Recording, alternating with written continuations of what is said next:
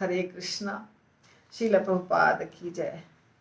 पिछला चैतन्य चरितामृत जो हुआ था उसमें बीच में बिजली चली गई थी तो रिकॉर्डिंग अधूरी रह गई थी।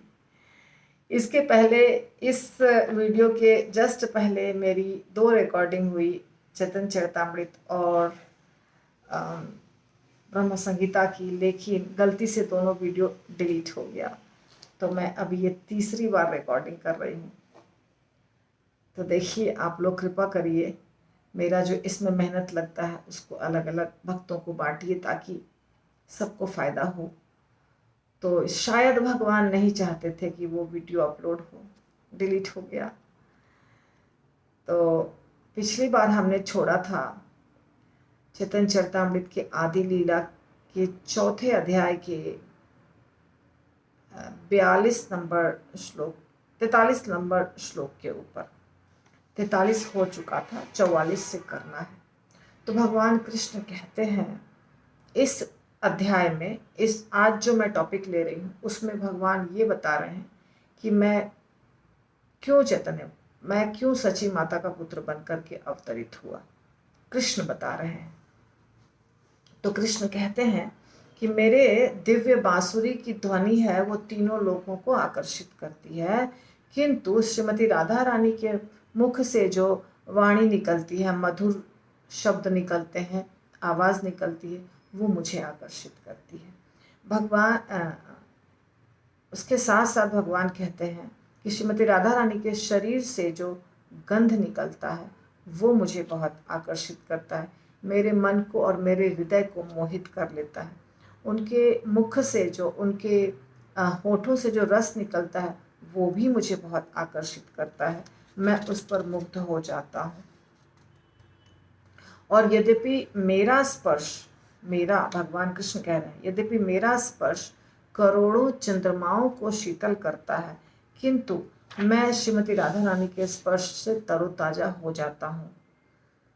तो इसलिए भगवान कहते हैं कि मैं समस्त जगत का स्रोत हूँ, सारा जगत मेरे से उत्पन्न हुआ है, किंतु राधा रानी मेरा शरीर है, मेरी आत्मा है, मेरा जीवन है, सब कुछ राधा रानी है। श्रीमती राधा रानी के इस के प्रति जो मेरी स्नेहल भावनाएं हैं, इसको ऐसे समझा जा सकता है जैसा बताया अभी भगवान ने। फिर कहते हैं भगवान, किंतु जब मैं विचार करके देखता हूँ तो मुझे इसके विपरीत चीज़ें दिखाई देती हैं। कैसे विपरीत दिखाई देती हैं वो देखिए। भगवान कृष्ण कह रहे हैं कि राधा रानी में सारे गुण बहुत ज़्यादा मात्रा में है, इसलिए राधा रानी मुझे आकर्षित करती हैं, पर चीज़ें विपरीत दिखाई देती हैं। कैसे विपरीत दिखाई देती हैं वो आगे के श्लोकों में हम समझेंगे। कहते हैं कि जब मैं श्रीमती राधा रानी पर दृष्टि डालता हूँ तो मेरी आंखें पूर्ण तृप्त हो जाती हैं, किंतु राधा रानी जब मुझे देखती हैं तो वो ज़्यादा तुष्ट होती हैं। जितना मैं तृप्त होता हूँ उससे ज़्यादा राधा रानी तृप्त दिखाई देती हैं मुझे। ठीक है, राधा रानी किसको देखती हैं? कृष्ण को। कृष्ण किसको देखते हैं? राधा रानी को। तो कृष्ण बोल रहे हैं कि जितना मैं तृप्त दिखता हूँ राधा रानी को देख करके, उससे ज़्यादा तृप्त और खुश राधा रानी दिखती हैं मुझे, जो कि राधा रानी मेरे से प्राप्त करती हैं। मतलब राधा रानी मुझे देखती हैं और खुश होती हैं इतना ज़्यादा। कैसे? एक उदाहरण दिया उन्होंने कि जैसे बांस है, बहुत सारे बांस के पेड़ हैं, उसमें फ्रिक्शन होता है, घर्षण होता है, तो उससे जो ध्वनि निकलती है, बांस की ध्वनि, वो ध्वनि राधा रानी को लगता है, याद दिलाती है राधा रानी को बांसुरी की, मेरे बांसुरी की ध्वनि याद दिलाती है। और राधा रानी उस ध्वनि को सुन करके राधा रानी मोहित हो जाती हैं और वृक्ष का आलिंगन करती हैं। राधा रानी के चेतना को हर लेता है। आलिंगन वो करती हैं तमाल वृक्ष का, क्योंकि तमाल वृक्ष का रंग होता है नीला, और राधा रानी को लगता है, क्योंकि बांस तो बहुत पतला सा है ना, उसकी रगड़ से ध्वनि सुनाई देती है और वो उसके पीछे भागती हैं। पर तमाल वृक्ष मोटा होता है, नीले रंग का होता है। तमाल वृक्ष का जब दर्शन करती हैं राधा रानी तो उनको लगता है कृष्ण का दर्शन हो रहा है, तमाल वृक्ष को वो लगा लेती हैं गले से। और जब गले से लगाती हैं तो वो सोचती हैं कि मुझे कृष्ण का आलिंगन मिल रहा है। तो वो ब्लू कलर में, नीले रंग में कृष्ण को देखती हैं। कहने का मतलब ये हुआ कि बांसुरी बांस से बनी है बंसी, बांस से बनी है बंसी, और दो बांसों के रगड़ से जो मरमर की आवाज़ आती है वो राधा रानी को बांसुरी की आवाज़ जैसी लगती है, यानी कि याद दिलाती है, और राधा रानी मुग्ध होती है। इसी प्रकार नीले रंग का तमाल का वृक्ष होने के कारण राधा रानी तमाल वृक्ष को आलिंगन देती हैं, उनका आलिंगन करती हैं, भुजाओं में भर लेती हैं, कृष्ण की याद में मगन हो जाती हैं। और भगवान कृष्ण के शरीर को स्पर्श करते हुए जो हवा निकलती है, वायु निकलती है, वो जब राधा रानी के पास से गुजरती है तो राधा रानी को लगता है कि ये तो कृष्ण के शरीर से आती हुई खुशबू है। तो वो उस वायु के साथ अपने आप को उड़ा ले जाना चाहती हैं, वो हवा में उड़ना चाहती हैं, इतना वो उस सुगंध से आकर्षित होती हैं। और जब भगवान के चबाए हुए पान का उच्छिष्ट राधा रानी को प्राप्त होता है और जब वो उसको खाती हैं तो सब कुछ भूल जाती हैं।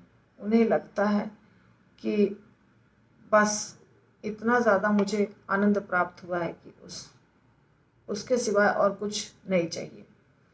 तो भगवान कह रहे हैं कि जो भी मैंने बोला ये तो बहुत कम है। यदि मेरे 100 मुख होते और मैं 100 मुखों से वर्णन करता तो भी नहीं कर पाता। इतना ज़्यादा राधा रानी को सुख प्राप्त होता है मेरे एसोसिएशन से, या मेरे हर चीज़ से, मेरे बांसुरी से, मेरे कपड़े से, मेरे खुशबू से, मेरी आवाज़ से, मेरे स्पर्श से, हर चीज़ से। तो इतनी खुश होती हैं, इतनी सुंदर दिखती हैं कि उनके चेहरे की कांति को जब मैं देखता हूँ तो मैं अपनी पहचान भूल जाता हूँ। राधा रानी के मुख के कांति को जब देखता हूँ, क्योंकि राधा रानी और कृष्ण दोनों अगर साथ में लीला कर रहे हैं तो लीला के अंत में जब वो राधा रानी के मुखड़े को देखते हैं तो उनके मुख के ऊपर जो प्रसन्नता होती है, चमक होती है, उसको देखकर भगवान को लगता है बस मैं कौन हूँ पता नहीं, ऐसा लगने लगता है भगवान को। तो भरत मुनि ने कहा है कि प्रेमी और प्रेमिका का रस एक समान होता है, यानी कि जो प्रेमी को रस मिल रहा है उतना ही प्रेमिका को मिलता है, दोनों को बराबर बराबर रस मिलता है। पर वृंदावन के लीला में ये संभव नहीं है। भगवान कहते हैं ये नहीं है, वृंदावन के रस को नहीं जानते हैं वो। तो ये भरत मुनि कौन है? ये काम शास्त्र के ज्ञाता हैं भरत मुनि।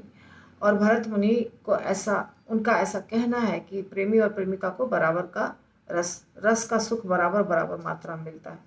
पर कृष्ण कहते हैं नहीं, राधा रानी को ज़्यादा सुख मिल रहा है, मुझे कम सुख मिल रहा है। तो सैकड़ों गुना ज़्यादा मिल रहा है।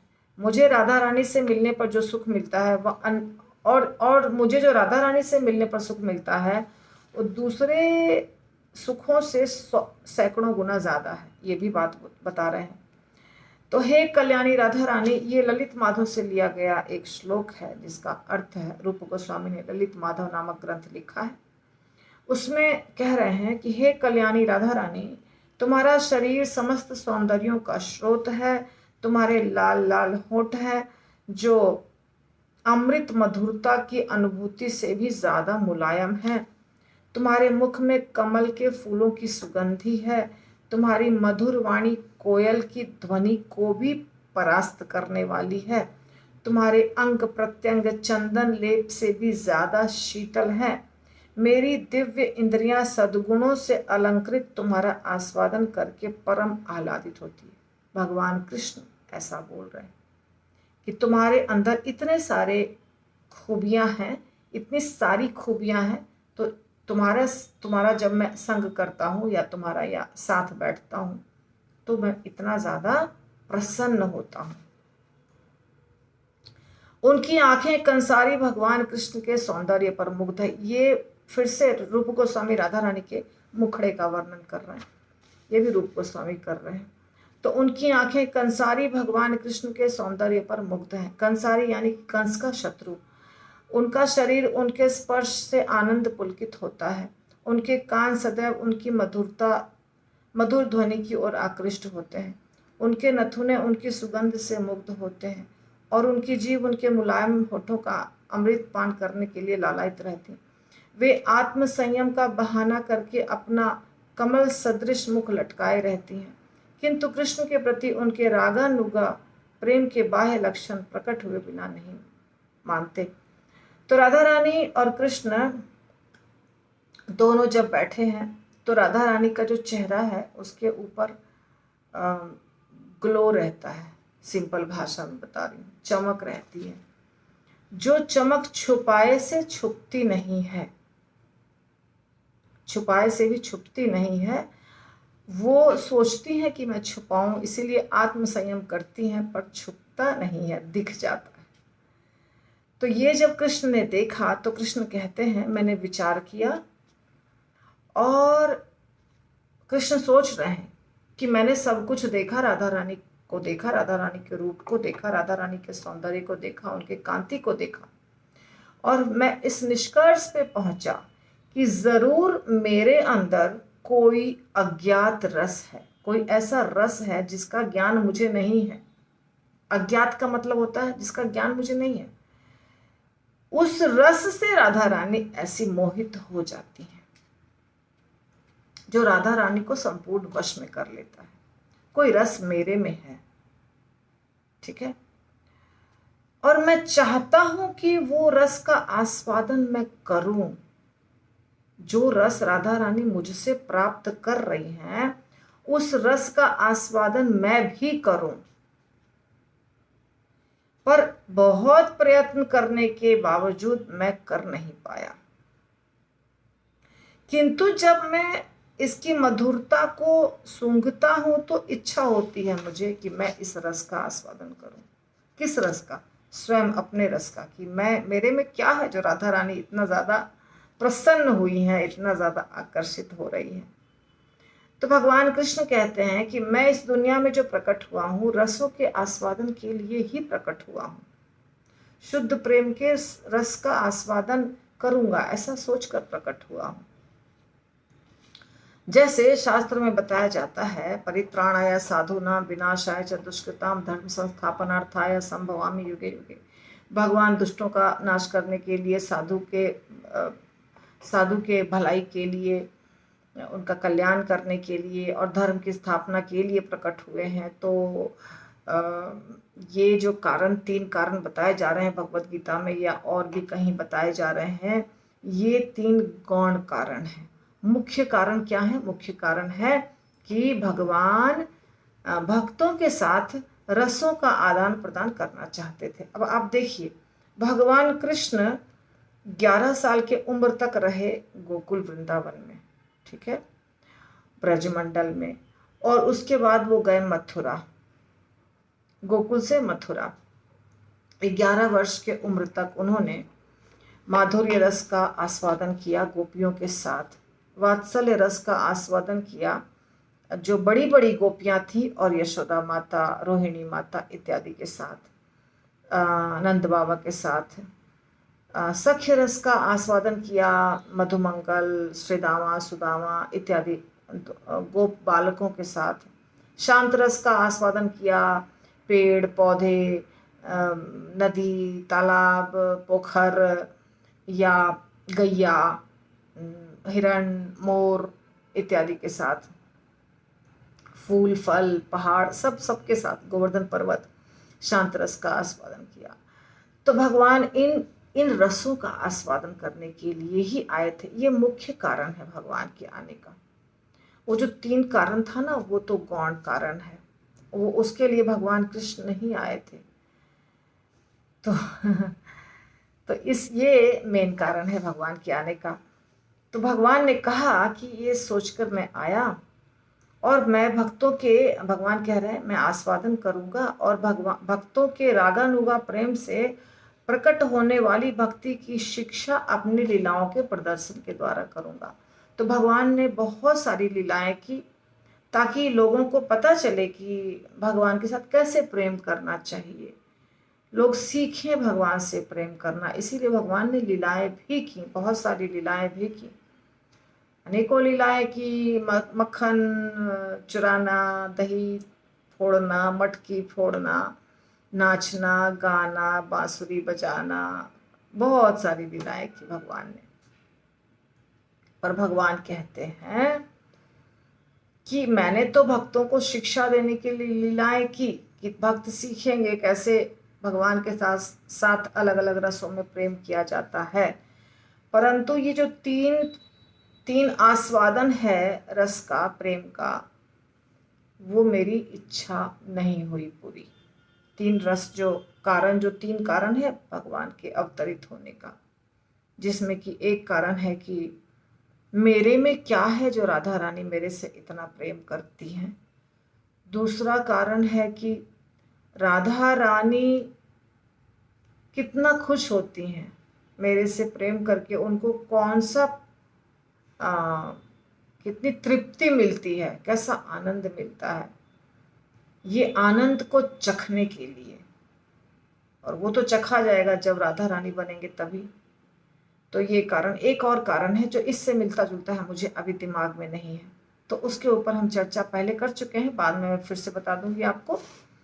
उसके पहले मैंने दूसरे वीडियो में किया, अभी उसको ढूंढूंगी तो बहुत टाइम चला जाएगा। तो तीन कारण था। तो ये तीनों जो इच्छाएं हैं वो नहीं पूरी हुई, भगवान कह रहे हैं, क्योंकि उसके लिए विपरीत पदभाव को स्वीकार करना पड़ेगा। जैसे कि अगर कृष्ण से कोई व्यक्ति क्यों प्रेम करता है ये जानना है अगर, तो कृष्ण बन के तो जाना नहीं जा सकता। राधा रानी क्यों प्रेम करती हैं ये जाना नहीं जा सकता। और राधा रानी को प्रेम करने के बाद, यही कारण है तीसरा शायद, तो राधा रानी को प्रेम करने के बाद क्या आनंद मिलता है ये भी नहीं जाना जा सकता। राधा रानी क्यों प्रेम करती हैं इतना, मेरे में क्या है, और प्रेम जब जो आनंद प्राप्त करती हैं राधा रानी वो कैसा है, उसका स्वाद, तो ये भगवान को नहीं प्राप्त हुआ। तो ये कहते हैं भगवान की ये तीनों चीजें तभी प्राप्त होंगी जब मैं राधा बनूंगा, यानी कि मैं कृष्ण ही रहूंगा, पर राधा रानी का रंग ग्रहण करूंगा और राधा रानी का भाव ग्रहण करूंगा। तो राधा रानी के शारीरिक कांति को लूंगा, राधा रानी की इच्छा को लूंगा, तो ये संभव है कि ये तीन जो चीजें मुझे प्राप्त नहीं हुई है वो मुझे प्राप्त हो जाएंगी। जब कृष्ण ऐसा सोच रहे थे और सोचा कि अब मैं आऊंगा, अब मैं जाऊंगा और इस भाव में प्रकट होऊंगा, और जो तीन चीजें मुझे प्राप्त नहीं हुई हैं उनको मैं उनका स्वाद ले लूंगा, तभी युगावतार का समय हो गया। और इसीलिए अद्वैत आचार्य पूजा कर रहे थे भगवान को बुलाने के लिए। तो फिर आगे क्या होता है वो हम अगले एपिसोड में देखेंगे। भगवान तो प्रकट होंगे ही, पर कैसे प्रकट होंगे ये हम देखेंगे। यदि आपको वीडियो अच्छा लगता है तो क्या करेंगे, लाइक ज़रूर करेंगे, सब्सक्राइब नहीं किए तो कर देंगे, और अपने सारे फ्रेंड्स और रिलेटिव्स को शेयर करेंगे। हरे कृष्णा। श्रील प्रभुपाद की जय। चैतन्य महाप्रभु की जय।